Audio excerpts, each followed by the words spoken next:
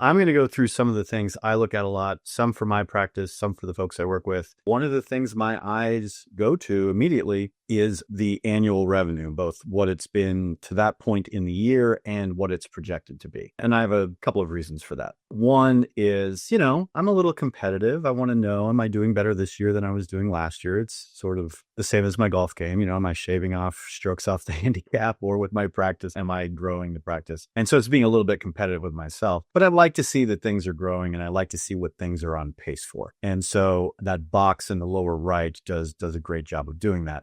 But there's another reason I look at this, both for myself, practices I work with.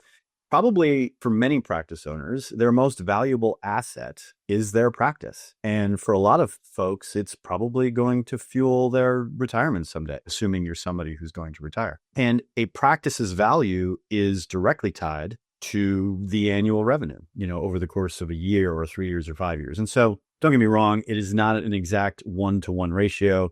If you have what is the fictional practice doing here? 6.5 million. It's not like that means the practice is worth 6.5 million, but that revenue number and the practice worth are correlated. So part of it is sort of a competition with myself sort of a thing. Part of it is gauging what trajectory the practice is on. And then another reason I look at that is just to kind of see, all right, what's the practice worth? My most valuable asset, and probably the folks I'm working with as well. I look at that quite a bit too. Also on the screen, I will toggle back and forth between revenue and payments. In this case, this particular practice, this fictional practice, looks like their revenue and their payments is pretty much the same amount, which is good.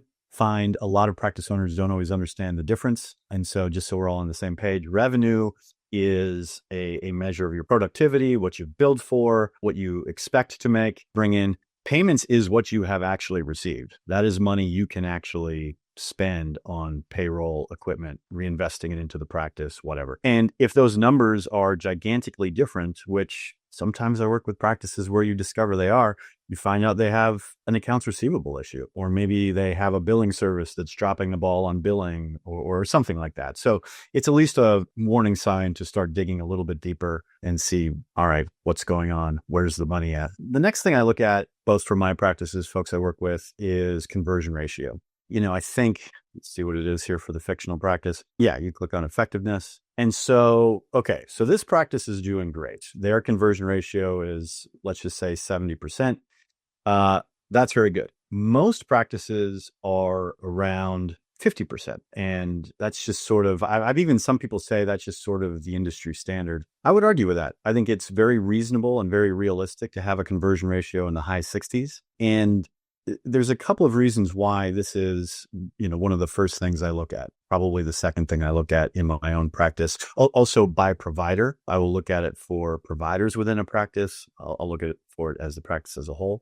But let me give you all a little bit of a scenario here. So I just sort of tapped this out before we got started. So a practice that has or does 20 HAEs per month and has a conversion rate of 50%, you don't need to be a math major to know they therefore sell about 20 hearing aids per month. If their average selling price is about $2,500, that means they have about $50,000 in hearing aid revenue per month. But if you take that same practice and all you change is their conversion ratio, take it from 50 to 67. So instead of half, 2/3, and this is very realistic to do, but you change nothing else, same number of HAEs, same average selling price, then the monthly hearing aid revenue jumps from $50,000 a month to $67,000 per month. So $17,000 better.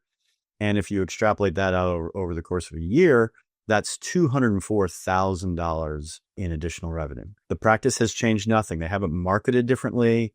They haven't advertised differently. They haven't added providers, subtracted providers. They haven't, done any of that. All they did is have better conversations with patients, and it turned into a tremendous amount of additional revenue. This is something I'm always looking at in my practice. I'm always looking at ways to make sure myself and the other providers in our practice are staying above the 65% mark, if not 70. And we have conversations about it a lot. And I think it's something where I think by nature, audiologists can slip back into bad habits, doing too much testing and teaching and not enough asking questions. And if you're not careful, that conversion rate can gradually sort of go back to 50% and you're losing money. The other side of the conversion ratio, though, is look, one of the reasons we're all in this profession is we want to help people. And so, I didn't do the math super carefully with this, but basically that same scenario that I gave a second ago in regards to revenue, that same practice is probably going to help 30 or 40 more people in the course of a year. And so even if you don't care about money in any way, shape, or form, you have a money tree, or you think crypto is the way of the future, but you still want to help people, conversion ratio is important for that too. So that's one of the most important things I look at.